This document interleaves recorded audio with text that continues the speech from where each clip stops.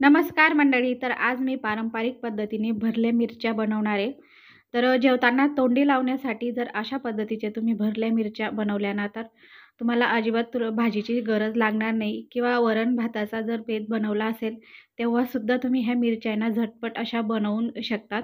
आणि रेसिपी अगदी सोपी आहे. त्याच्यामुळे आहे ना, झटपट अशा आपल्या घरच्या साहित्यामध्ये ह्या मिरच्या बनवून तयार होतात. तर पहा, भरली मिरची बनवण्याकरिता अशा पद्धतीने आपल्याला जाड अशी मिरची घ्यायची. तर ही मिरची ना तिखट अजिबात राहत नाही. लहान मुलंसुद्धा हे मिरची खाऊ शकतात. तुमच्या आवडीप्रमाणे तुम्हाला इथे कोणती मिरची घ्यायची ती ती मिरची तुम्ही इथं वापरू शकतात. तर पहा, अशा पद्धतीने आपल्याला मिरचीने सुरीने अशा प्रकारे ना मधोमध अशा चिरा मारून घ्यायचा आहे. तर चिरा फक्त आपल्याला एका साईडनेच मारायचा आहे. हे बघा, मिरचीच्या बिया काढून न घेता मी तशाच वापरणार आहे, कारण की बियांनासुद्धा एक आपली मिरचीची चव राहते. त्याच्यामुळे ना अजिबात ह्या बिया काढू नका, किंवा ही मिरची तिखटच नाही आहे त्याच्यामुळे ह्या बिया नाही काढल्या ना तरीसुद्धा चालेल. जर तुम्ही तिखटवाली मिरची वापरणार ना, तर त्याच्या बिया नक्कीच काढून घ्या. तर पहा, अशा पद्धतीने मी ह्या मिरच्यांना मस्त अशा चिरा मारून घेतलेल्या आहेत सर्व काही मिरचींना.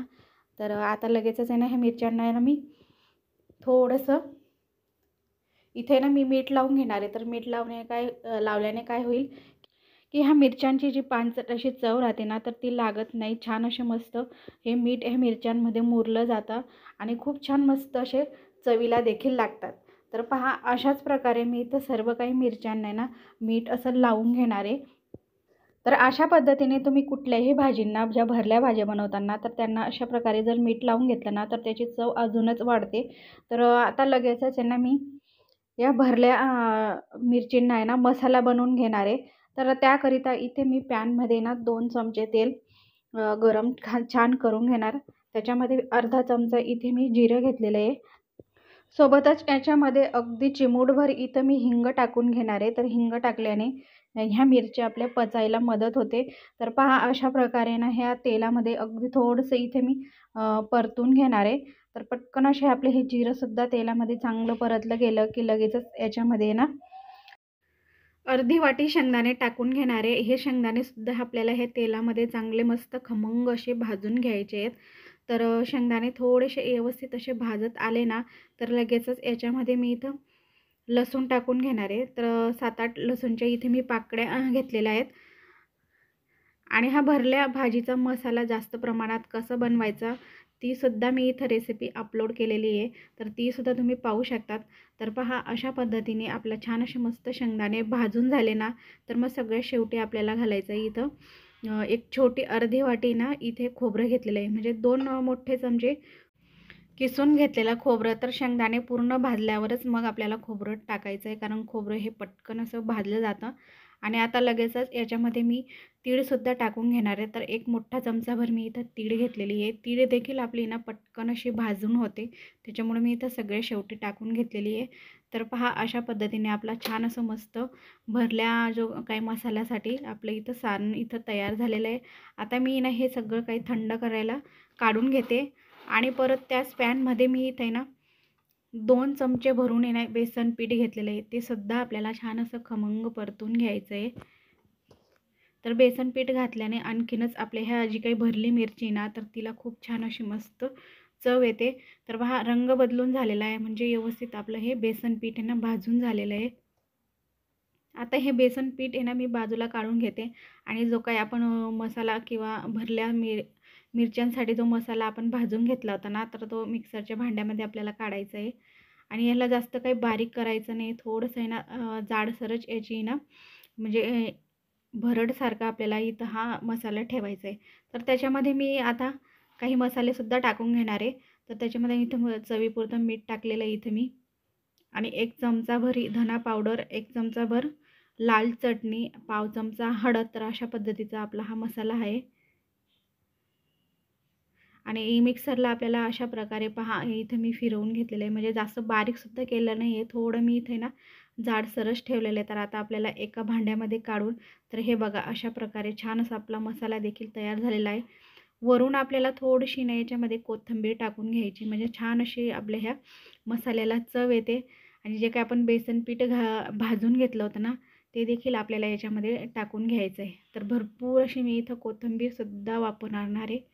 जर का तुम्ही हा मसाला जास्त दिवसासाठी ठेवणार ना, तर याच्यामध्ये कोथिंबीर घालू नका. जेव्हा तुम्ही ही भरली कुठलीही भाजी बनवाल ना, तर तेव्हा पटकन अशी ही कोथिंबीर तेव्हा आयत्या वेळेस तुम्ही घाला. तर हे बघा, अशा पद्धतीने आपल्या छान अशा मिरच्यासुद्धा जे आपण मीठ लावून ठेवल्या होत्या ना, त्यासुद्धा छान अशा मुरून झालेल्या आहेत. म्हणजे जे काही मीठ आहे, तर ते पूर्णपणे ह्या मिरच्यांमध्ये मस्त असं विरघळून झालेलं आहे.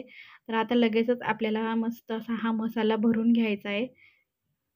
तर मिरची मोठी असल्यामुळे ना ह्या मिरच्यांमध्ये भरपूर असा मसाला मावतो.